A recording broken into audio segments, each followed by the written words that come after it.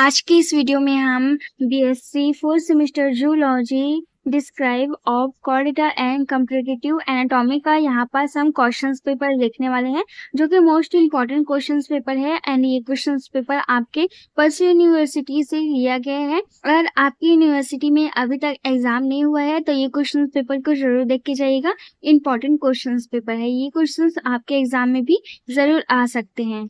ये क्वेश्चंस बहुत ही ज्यादा इंपॉर्टेंट होने वाला है, वीडियो को इन तक जरूर देखिएगा। उससे पहले यहाँ पास देखिए, आपके जो फर्स्ट थर्ड एंड फोर्थ जो सेमेस्टर था उसमें जो टिक द करेक्ट ऑप्शन दिया जाता था, 4 ऑप्शंस में से किसी एक को ही टिक लगाना रहता है। लेकिन यहाँ पास देखिए फिलिंग द ब्लैंक दिया है, खाली स्थान भरे, एक वाक्य में उत्तर सही गलत यहाँ पास दिया गया है। ठीक है, जो आपको भरना होगा टिक द करेक्ट ऑप्शन आपको यहाँ पास देखने को नहीं मिलेगा। तो यहाँ पास आपको क्या देखने को मिलेगा, फिलिंग द ब्लैंक देखने को मिलेगा आपको यहाँ पास।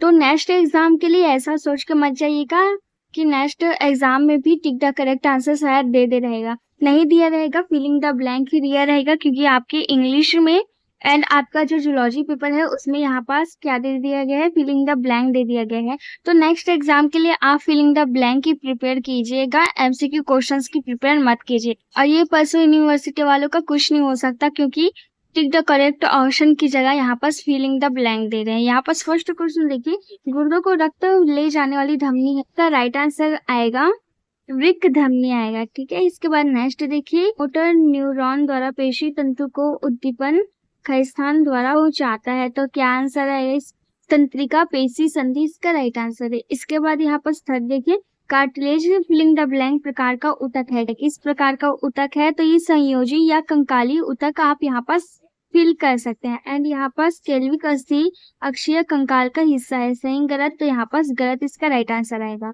तो यहाँ पास देखिए, त्वचा के नीचे ऊतकों को कहा जाता है, तो इसका करेक्ट आंसर आएगा हाइपोडर्मिस। मिक्सिन का सामान्य नाम होता है हैगफिश कहा जाता है मिक्सिन को। इसके बाद देखिए, पैक्रियाज की अल्फा कोशिका द्वारा स्रावित हार्मोन ग्लूकागॉन इसका राइट आंसर आएगा। इसके बाद नेक्स्ट देखिए, पक्षियों में पाई जाने वाली हड्डियां कहलाती वालित अस्थियां आप लिख सकते हैं। इसके बाद ADH का पूरा नाम है एंटी डायूरेटिक हार्मोन, इसका राइट आंसर आएगा। इसके बाद यहाँ पर 10th MCQ देखिए, आंतरिक कर्ण में पाया जाने वाला सेमी सर्कुलर नलिकाओं का काम करता है, क्या काम करता है, शरीर का संतुलन बनाए रखने का काम करता है। तो यहाँ पास फिलिंग द ब्लैंक आपने करेक्ट आंसर देख लिया है, आप अच्छे से इसको करके जाइएगा। दूसरी यूनिवर्सिटी में ऐसा नहीं होता है, फिलिंग द ब्लैंक दे दिया रहता है, ऐसा नहीं होता है। ठीक है, उसमें टिक द करेक्ट ऑप्शन दिया रहता है, लेकिन परसों वाले पता नहीं अभी कैसे कर रहे हैं, यहाँ पास फिलिंग द ब्लैंक दे दिया गया है। इसके बाद यहाँ पर शॉर्ट टाइप क्वेश्चंस देखिए, आपको 100 शब्दों में इसका आंसर देना पड़ेगा। तो यहाँ पर फर्स्ट क्वेश्चन देखिए, स्वांगीकरण एवं अवशोषण में अंतर यहाँ पर स्पष्ट कीजिए।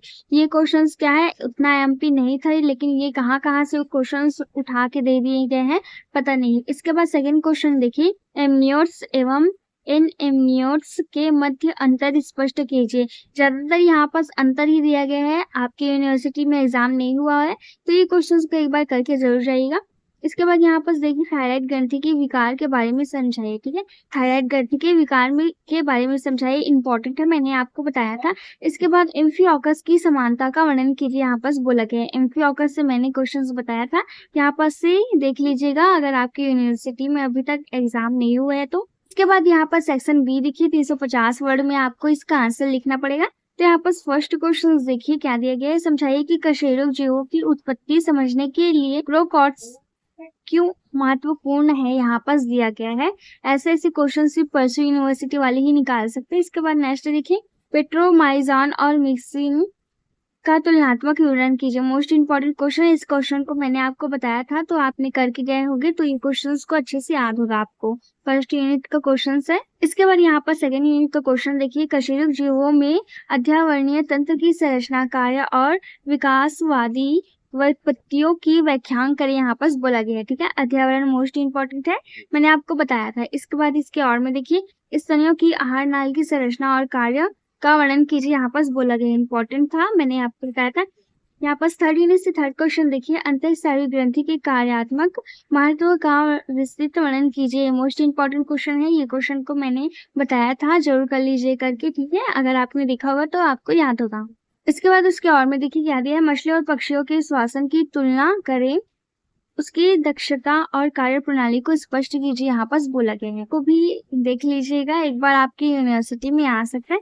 इसके बाद यहाँ पास फोर्थ यूनिट से क्वेश्चंस देखिए, कशेरुक जीवों के प्रोनेकॉर्ड्स और मेटानेप्रोस गूदों की संरचना का तुलनात्मक वर्णन कीजिए। ये क्वेश्चंस कहाँ से आया है पता नहीं। इसके बाद इसके और में देखिए, मस्तिष्क तंत्र की संरचना कार्यात्मक विकास की तुलना कीजिए, यहाँ पास बोला गया है। यहाँ पास बोला गया है मोस्ट इम्पोर्टेंट है, तो इसको भी करके जाइएगा। तो यहाँ पास कुछ क्वेश्चंस है जो कि मोस्ट इम्पोर्टेंट है आपके एग्जाम के लिए। इस तरह के क्वेश्चंस भी आपको देखने को मिल सकता है जिसकी उम्मीद नहीं रहता है उस टाइप का। तो ये क्वेश्चंस को भी अच्छे से करके जाइएगा, आपकी यूनिवर्सिटी में एग्जाम नहीं हुआ है तो।